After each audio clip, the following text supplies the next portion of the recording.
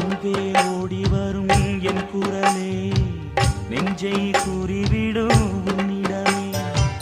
என் கை என் உடம்பை காயம் செய்தார் எங்கே கூறிடுவேன் என் உயிரே. நீ எந்தன் பாதி இதுதானே நீதி, உன்னை விட்டு போக முடியாதம்மா. மறைந்தாலும் நான் மறு ஜென்மமே என்றும் தேடி வரும் சொந்தம் இது கண்மணி. அதை தள்ளிவிட நியாயம் என்ன கண்மணி. இது நீ